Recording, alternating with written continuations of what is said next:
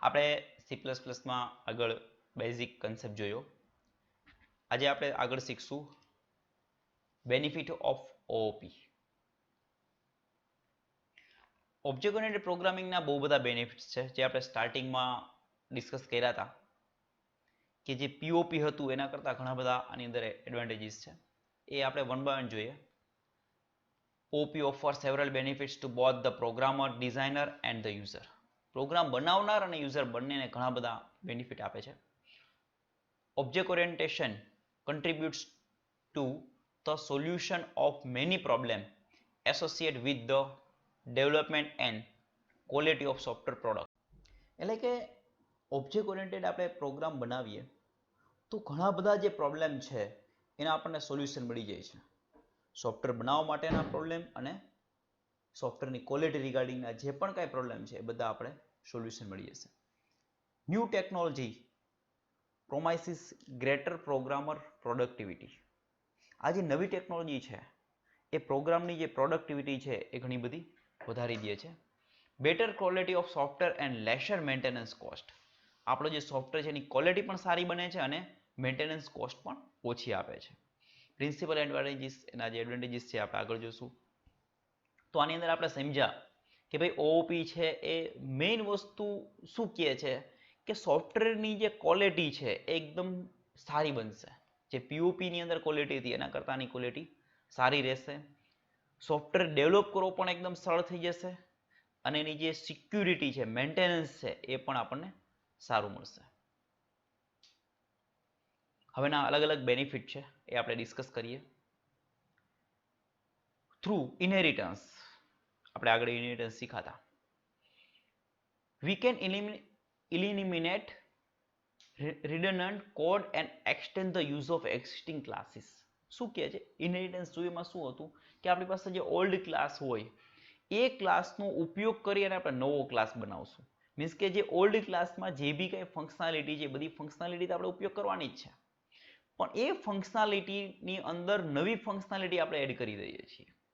તો અહીંયા જ કીધું ઇનહેરિટન્સ દ્વારા આપણે રિડન્ડન્ટ મીન્સ કે એકને કોડ વારે વારે લખવો પડતો નથી. જે એક વખત કોડ લખ્યો હોય ને બીજે ગમે ત્યાં બીજી વાર યુઝ કરવું તો આપણે યુઝ કરી શકીએ છીએ. એટલા માટે જ ઇનહેરિટન્સને રીયુઝેબિલિટી કહેવામાં આવે છે. Next, we can build program from the standard working module that communicate with one another. હવે આપણે પ્રોગ્રામ જે બનાવીએ એક સ્ટાન્ડર્ડ વર્કિંગ મોડ્યુલ ઉપરથી બનાવી શકાય છે અને એ બધા મોડ્યુલ છે એકબીજા સાથે કોમ્યુનિકેટ કરે છે. rather than having to start write the code from scratch. પહેલા કેવું હતું કે અલ્ગોરિધમ બનાવીએ અને અલ્ગોરિધમ ઉપરથી આપણે પછી શું કરીએ તો કે પ્રોગ્રામ બનાવવાનું ચાલુ કરતા હતા. આમાં એવું કરવાનું થતું નથી. This lead to saving of development time and higher productivity. આનાથી શું થશે તો કે આપણો ડેવલપમેન્ટ ટાઈમ અને પ્રોડક્ટિવિટી બંને સારા થશે. પ્રોડક્ટિવિટી વધી જશે અને આપણો ડેવલપમેન્ટ ટાઈમ આપણો બચી જશે. Next, principle of data hiding help the programmer to build secure program that cannot be invaded by code in other part of the program. શું કહે છે આપણે ડેટા હેડિંગ, આપણે આગળ સમજ્યા કન્સેપ્ટ.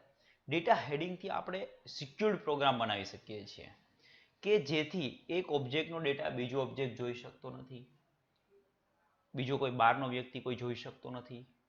બરાબર, આ રીતના આપણે ડેટા હેડિંગ ફેસિલિટીને કારણે આપણા સોફ્ટવેર છે એ સિક્યોર બનાવી શકીએ છીએ. It is possible to have multiple instance of an object to coexist without any interference. આપણે એક કરતાં વધારે ઓબ્જેક્ટ પણ બનાવી શકીએ છીએ. એ એકબીજા સાથે પાછા ઇન્ટરફરન્સ નથી કરતા, મીન્સ કે એકબીજાને કોઈ ડિસ્ટર્બ કરતા નથી. It is possible to map object in the problem domain to those in the program.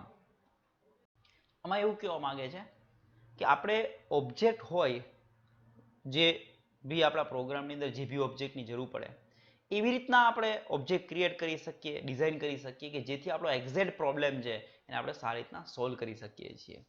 It is easy to partition the work in a project based of object. આપણે જે project છે આખા કોણ ડિવાઈડ કર્યું તો કરી શકીએ છીએ. કયા બેઝ ઉપર? તો ઓબ્જેક્ટના બેઝ ઉપર. આપણા સોફ્ટવેરની અંદર 25 ઓબ્જેક્ટ હોય તો 25 ઓબ્જેક્ટને આપણે ડિવાઈડ કરી દઈએ 25 બ્લોકોમાં. તો આ રીતના આપણું વર્ક છે આખા આપણે ડિવાઈડ કરી શકીએ છીએ. તો data center design approach enable us to capture more detail of model in implementable form. Data centre આપણે આગળ સમજ્યા ઓપી છે માં ડેટા સેન્ટરમાં છે મીન્સ કે આખા જે સોફ્ટવેરનું ડેવલપમેન્ટ થાય છે ડેટાને ધ્યાનમાં રાખીને થાય છે એટલા માટે ડેટા સેન્ટરમાં છે. તો આનાથી શું થશે કે કોઈ પણ મોડેલ હશે એની અંદર આપણે એની ડિટેલ કલેક્ટ કરવી એટલે આપણે ડીપમાં જેટલી પણ ડીપમાં કરવી હોય એને વ્યવસ્થિત કરવી એટલે આપણે કરી શકીએ છીએ. Object oriented system can be easily upgraded from small to large system. Object oriented સિસ્ટમમાં જે સોફ્ટવેર બનાવવામાં આવે છે કેવું છે તો કે એકદમ નાની સિસ્ટમ પહેલા તમે ડેવલપ કરી પછી ઈચ્છા થાય તો એને ધીરે ધીરે અપગ્રેડ કરી અને એકદમ લાર્જ સિસ્ટમ બનાવી શકો છો. Message passing technique for communication between object make the interface description with external system much simpler. Message passing technique છે પણ આપણે આગળ સમજ્યા.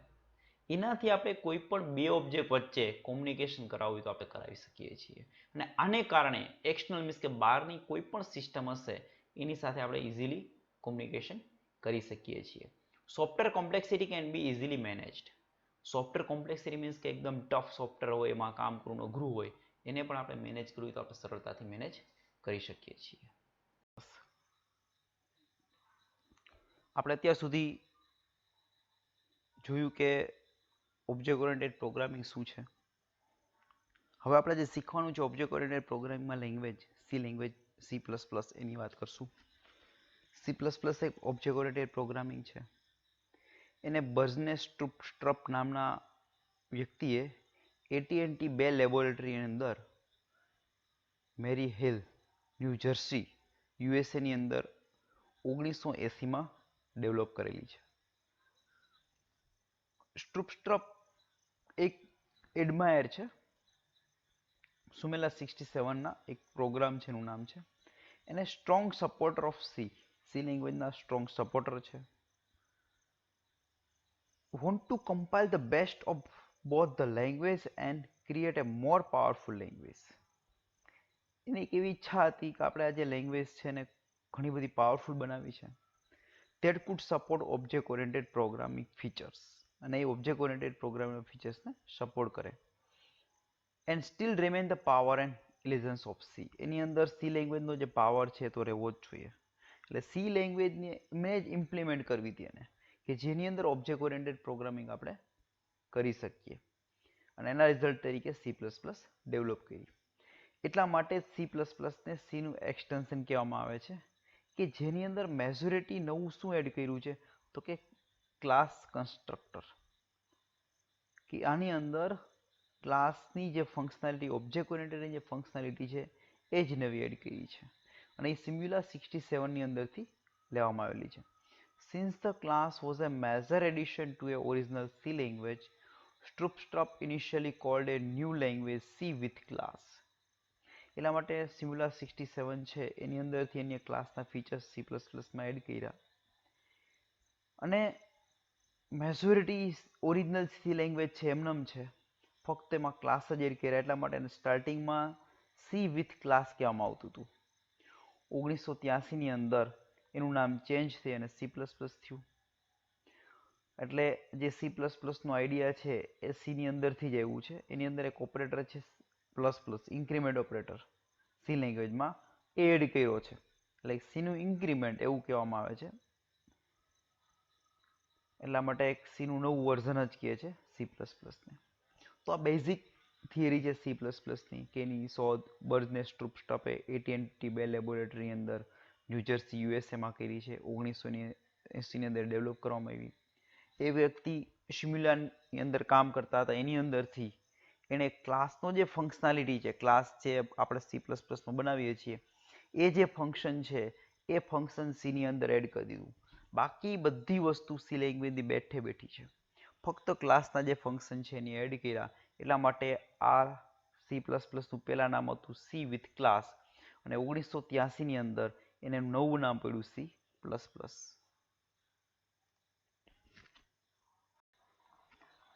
During the early 80s, The language underwent a number of improvement and changes. In November 1997, an ISO standard committee standardized these changes and added several new features to the language specification. જ્યારે 1980 ની અંદર આ લેંગ્વેજની શોધ થઈ ત્યારે ઘણા બધા ચેન્જીસ અને ઇમ્પ્રુવમેન્ટની જરૂરિયાત હતી. નવેમ્બર 1997માં આન્સિયન આઈએસઓ સ્ટાન્ડર્ડ કમિટીએ આની અંદર ઘણા બધા ચેન્જીસ કરી દીધા અને ઘણા બધા નવા ફીચર્સ આની અંદર એડ કરી દેવામાં આવેલા છે. આપણે જાણીએ છીએ કે C++ છે એ સી લેંગ્વેજનો સુપરસેટ છે, કે સી લેંગ્વેજ ઉપરથી C++ બની છે અને સી લેંગ્વેજના જે પણ કોઈ પ્રોગ્રામ છે એ બધા પ્રોગ્રામ C++ના પ્રોગ્રામ બની જાય છે. એની અંદર માઇનોર થોડોક ડિફરન્સ છે જે આપણે આગળ ડિસ્કસ કરશું.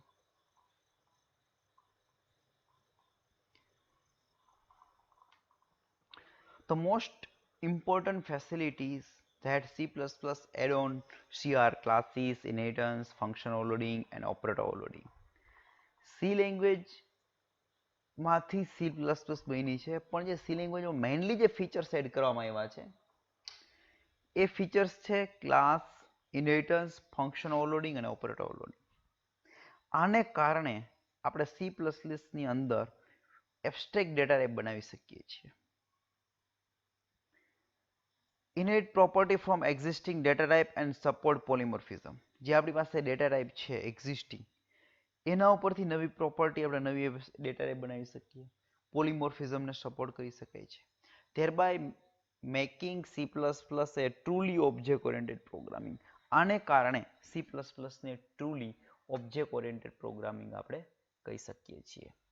The object oriented features in C++ allow programmer to build large program with clarity, extensibility and cache of maintenance, incorporating the spirit and efficiency of C. હવે ઓબ્જેક્ટ ઓરિએન્ટેડ જે છે C++માં features, એના કારણે કોઈ પણ પ્રોગ્રામર build large પ્રોગ્રામ, કોઈ પણ મોટો પ્રોગ્રામ બનાવવો હોય તો બનાવી શકે છે વિથ ક્લિયરિટી, એકદમ સરળતાથી ને ક્લિયરલી. એક્સટેન્સિબિલિટી મીન્સ કે એની અંદર પાછળથી જે બી કંઈ વધારો કરવો હોય તો કરી શકે છે. એન્ડ કેસ ઓફ મેન્ટેનન્સ, એને મેન્ટેન કરવો પણ સરળ થઈ જાય છે. આપણે આગળ જોયેલું કે C++નો પ્રોગ્રામ કદાચ ને 5000 લાઈનનો હોય અને એમાં 10 ઓબ્જેક્ટ હોય તો એ 10 ઓબ્જેક્ટ અલગ અલગ ડિવાઈડ કરી દેશે. એટલે જેથી જ્યારે બી જેમાં પ્રોબ્લેમ આવશે ને એ ઓબ્જેક્ટની અંદર જ આપણે કામ કરવાનું રહેશે. બધા ઓબ્જેક્ટની અંદર કામ કરવું પડતું નથી. એટલા માટેનું મેન્ટેનન્સ સરળ છે. Incorporating the spirit and efficiency of C. એની અંદર શું કીધું, સી લેંગ્વેજની જે સારી સારી બાબતો છે એ બધી તો આમાં છે જ, પણ સી લેંગ્વેજની જે માઇનસ પોઈન્ટ હતા, ડિસએડવાન્ટેજીસ હતા, એ બધા રિમૂવ કરી દેવામાં આવ્યા છે. The addition of new features that transformed C from a language that currently facilitates top-down structure design to one that provide bottom-up object-oriented design. C લેંગ્વેજના જે બે ફીચર્સ હતા, ટોપ ડાઉન અને સ્ટ્રક્ચર ડિઝાઇન, એ બંને નીકળી ગયા અને ત્યાં નવું શું પ્રોવાઈડ કરવામાં આવે છે, બોટમ અપ અને object oriented design. Output operator.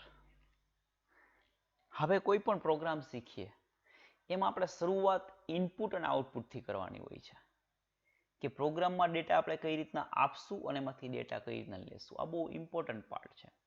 C લેંગ્વેજમાં આપણે શીખી ગયા પ્રિન્ટએફ. પ્રિન્ટએફ દ્વારા આપણે કોઈ પણ વસ્તુ પ્રિન્ટ કરી શકતા, આઉટપુટ આપી શકતા હતા અને સ્કેનએફ દ્વારા આપણે ઇનપુટ લઈ શકતા હતા. એ પ્રિન્ટએફની સિન્ટેક્સ થોડી ટફ હતી, પણ C++માં સી આઉટનો યુઝ થાય છે. એ ખૂબ જ સરળ છે. જો આપણે જોઈએ અહીંયા C out, C++ is better than C. તો અહીંયા શું કર્યું છે, પહેલા સી આઉટ લખ્યું, ડબલ લેસ ધેન ની સાઇન, ડબલ લેસ ધેન ની સાઇન, અને પછી જે લખવું છે તે. તો આ રીતના આપણે સરળતાથી પ્રિન્ટ કરી શકીએ છીએ. The only statement in program is an output statement. The statement is this. Cause the string is quotation mark to be displayed on the screen. Double કોટેશનમાં જે પણ કંઈ લખ્યું છે એ સ્ક્રીન ઉપર ડિસ્પ્લે થશે. This statement introduced two new C++ features. First is cout and second is double slash. આમાં આ લાઈનની અંદર બે વસ્તુ C++ ની નવી આવી. એક તો પેલું cout અને બીજું છે ડબલ લેસ છે. cout એક આઈડેન્ટિફાયર છે. is predefined object that represent the standard output stream in C++. Standard output stream છે એની અંદર આ ઓબ્જેક્ટ આવેલો છે cout એનો યુઝ કરે છે. Here the standard output stream represent the screen. તમે cout માં લખો સ્ટાન્ડર્ડ આઉટપુટ સ્ટ્રીમમાં જાય. સ્ટાન્ડર્ડ આઉટપુટ સ્ટ્રીમ એટલે તો અત્યારે આપણે આપણી મોનિટરની સ્ક્રીન ડિસ્પ્લે ગણશું. It is also possible to redirect the output to other output device. હવે આપણી ઈચ્છા થાય કે મારે પ્રિન્ટરમાં રીડાયરેક્ટ કરવું તો પણ આપણે કરી શકીએ છીએ. એ આપણે આગળ સમજશું. તો ઓપરેટર આને ઇન્સર્શન કહે છે. Double less than is called insertion or put to operator અથવા તો પુટ ટુ ઓપરેટર પણ કહેવામાં આવે છે. It insert or send the content of the variable on its right to the object on its left. Right side જે પણ કોઈ વસ્તુ હશે એને લેફ્ટ સાઈડ મોકલશે. એની નિશાની એ બાજુ જાય છે. એટલે C++ is better than C એ જે છે ને એ કઈ બાજુ જશે? એની રાઈટ બાજુથી લેફ્ટ બાજુ જશે. બરાબર. આપણે સામે રાખીને બોલીએ તો એની સાઈડ જોઈએ તો લેફ્ટમાંથી રાઈટમાં આવશે. મીન્સ કે cout છે એ C++ is better than C છે એ coutમાં જશે. અને cout શું છે? Standard output stream. મતલબ કે આપણી સ્ક્રીન. cout એટલે કે આપણી સ્ક્રીન. આ C++ is better than C છે એ ક્યાં જાય છે? સ્ક્રીનમાં જાય છે. Cin જોશું આનું ઇનપુટ એનાથી ઉલટું હોય છે. આગળ જોઈએ આપણે. આ એક્ઝામ્પલ આપ્યું છે C++ લખ્યું છે અને coutમાં એટલે ડાયરેક્ટલી cout ડાયરેક્ટલી સ્ક્રીનમાં આઉટપુટ આપી દે છે. તો આ તો insertion operator.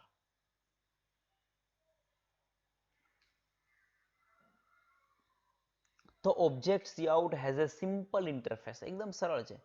It string represent a string variable, then the following statement will display its content. જો સ્ટ્રિંગ વેરિયેબલ હોય એની અંદર કોઈ પણ વસ્તુ વેરિયેબલ વેલ્યુ લખેલી હોય વેરિયેબલમાં તો આપણે આ રીતના આપી શકાય.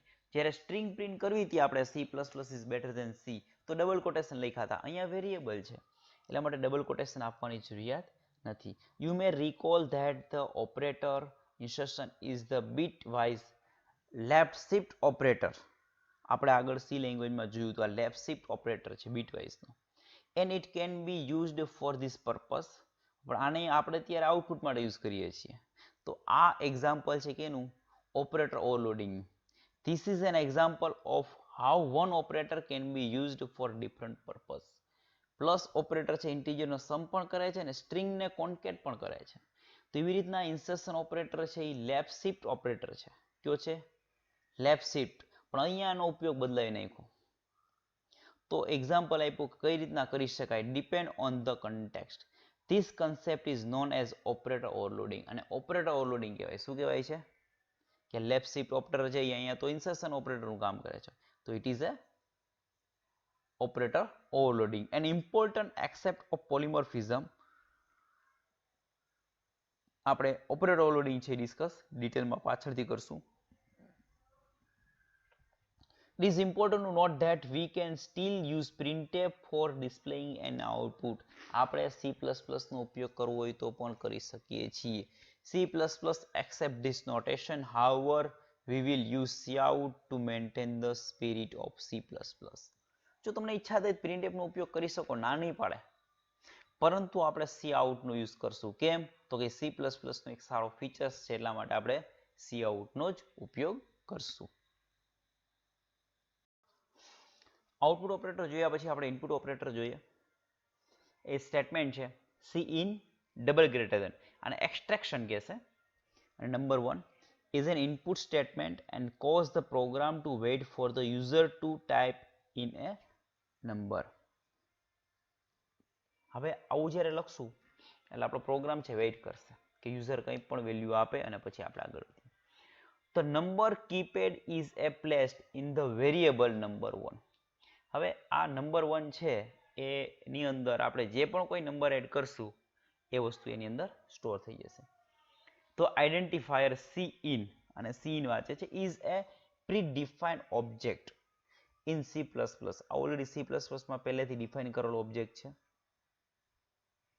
that corresponds to the standard input stream. એ કેમ આવેલો છે? Standard input stream. આ ઓબ્જેક્ટ છે કોનો છે? સ્ટાન્ડર્ડ ઇનપુટ સ્ટ્રીમનો. here this stream represent the keyboard. અહીંયા આ cin નો મતલબ શું? તો કે કીબોર્ડ સમજવાનો. ઓમાં cout નો મતલબ કેમ હતો? સ્ક્રીન. એ રીતના cin નો મતલબ કીબોર્ડ. કીબોર્ડમાંથી જે પણ કાંઈ વસ્તુ આવશે એ કેની અંદર જશે? આપણા નંબર 1 ની અંદર જશે. The operator extraction is known as extraction or get from operator. અને extraction અથવા તો get from operator કહેવાય. It extract or take the value from the keyboard. આ કીબોર્ડમાંથી વેલ્યુ લે છે and assign it to the variable. અને વેરિયેબલની અંદર આપે છે. On its right, this corresponds to the familiar scanf operation. આ scanf નું કામ કરે છે. આપણે આગળ જોયું scanf એવું કામ કરે છે. Like insertion, the operator extraction can be overloaded. આ આપણે આગળ વાત કરી ને કે extraction operator છે એ overloaded છે. લેફ્ટ શિફ્ટ એવી રીતના રાઈટ શિફ્ટ ઓપરેટર હતો. બીટવાઇઝ નો રાઈટ શિફ્ટ ઓપરેટર એને ઓવરલોડ કરેલ છે. અહીં ઇમેજ આપી છે cin એટલે કીબોર્ડમાંથી જે વેલ્યુ આપો એ વેલ્યુ જે તે વેરિયેબલની અંદર સ્ટોર થઈ જશે. આપણે આની અંદર એક વસ્તુ છે ડેટા ટાઈપમાં આપણે કેમ %d %f ને લખતા એવું આમાં કંઈ લખવું નહીં પડે. ગમે એ ડેટા ટાઈપ હશે લઈ લેશે. આપણે %d કે કરવું પડતું નથી. હવે સ્ટ્રક્ચર ઓફ C++ પ્રોગ્રામ. પ્રોગ્રામનું સ્ટ્રક્ચર એટલે શું? આપણે સી લેંગ્વેજનો પ્રોગ્રામ બનાવ્યો એમાં સૌ પ્રથમ આપણે ફાઇલ ઇન્ક્લુડ કરતા, પછી ગ્લોબલ વેરિયેબલ ડિક્લેર કરતા, પછી એની અંદર મેઇન ફંક્શન આવતું, બીજા ફંક્શનો મૂકતા. તો આ જે બધી વસ્તુ કરતા એને પ્રોગ્રામનું સ્ટ્રક્ચર કહેવામાં આવે છે. એવી રીતના દરેક પ્રોગ્રામિંગ લેંગ્વેજમાં પ્રોગ્રામના સ્ટ્રક્ચર હોય છે. આપણે C++ ના પ્રોગ્રામનું સ્ટ્રક્ચર જોઈએ. As it can be seen from the program, a typical C++ program would contain 4 sections as a shown in figure. 4 section main છે. This section may be placed in separate code file and then compiled independently or jointly. હવે એવું પણ બની શકે કે દરેક part છે અલગ અલગ ફાઇલમાં આપણે સ્ટોર કરીએ અને મે બી એવું બને કે એક જ ફાઇલમાં બધા હોય અને આપણે ચાલે. તો અલગ અલગ ફાઇલમાં છે બધાને અલગ અલગ આપણે કમ્પાઇલ કરવા પડશે અને જો બધા એક સાથે હશે તો એક સાથે જ આખું કમ્પાઇલ થઈ જશે. It is common practice to organize a program into a 3 separate file. Generally એક પ્રેક્ટિસ છે કે આપણે પ્રોગ્રામને 3 સેપરેટ ફાઇલમાં સ્ટોર કરીએ. The class declaration is placed in a header file and the definition of member function go into another file. Generally કેવું છે મોટા પ્રોગ્રામની અંદર, નાના પ્રોગ્રામ જે 10-15 લાઈનના હોય એમાં ના હોય, પણ બહુ મોટા પ્રોગ્રામ હોય એમાં જનરલી એવી પ્રેક્ટિસ છે કે જે ક્લાસ છે એ અલગ ફાઇલમાં ડિક્લેર કરવામાં આવે અને પછી એના જે બી ફંક્શનો છે મેમ્બર ફંક્શન એ બીજી એક અલગ ફાઇલની અંદર જ એને બધાને ડિફાઇન કરવામાં આવે. This approach enable the programmer to separate the abstract specification of the interface from the implementation detail. હવે આવું કરવાથી શું થાય તો એને શું કીધું છે કે તમારું જે એક્ઝેક્ટ ઇમ્પ્લિમેન્ટેશન છે અને ડિક્લેરેશન છે બંને અલગ રહે.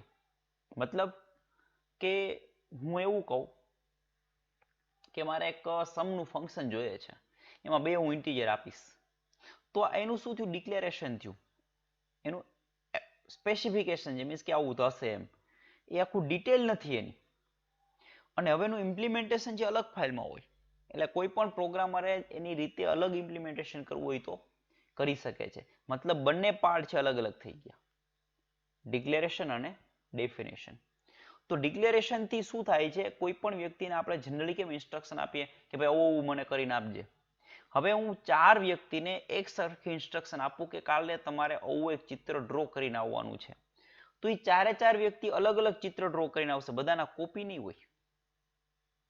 હું તમને લોકોને કહું કે કાલે તમારા લોકોને તમારા ગામ વિશે નિબંધ લખવાનો છે કે કેશોદ વિશે નિબંધ લખવાનો છે, તો તમે કેશોદ વિશે જે બી કંઈ લખીને આવશો, જેટલા બી લોકો, બધાનું અલગ અલગ હશે. ભલે મિનિંગ સરખો હોય પણ એવું થઈ શું જશે એમ થોડોક અલગ પડશે. તો એવી જ રીતના જેની ઇમ્પ્લિમેન્ટેશન જે સ્પેસિફિકેશન છે એક અલગ ફાઇલમાં હોય, જેથી શું થશે એને મેન્ટેન કરવી આપણે સરળ રહેશે.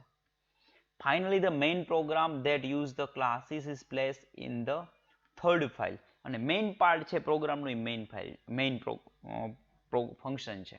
તો જે મેઇન ફંક્શન છે એ અલગ એક ફાઇલમાં બનાવવામાં આવશે, which include the previous two file as well as any other file required. અને આ બધી જે ઉપરની ફાઇલો છે, ક્લાસની ફાઇલ છે, એના ફંક્શનની ફાઇલ છે, એ બધી ફાઇલો આની અંદર શું કરી દેવામાં આવશે, ઇન્ક્લુડ કરી દેવામાં આવશે અને મેઇન પ્રોગ્રામની અંદર બધી વસ્તુને કોલ કરવામાં આવશે. તો આ રીતના આપણે આપણા પ્રોગ્રામને 3 અલગ અલગ ફાઇલમાં સેપરેટ કરીને લખવાનો હોય છે.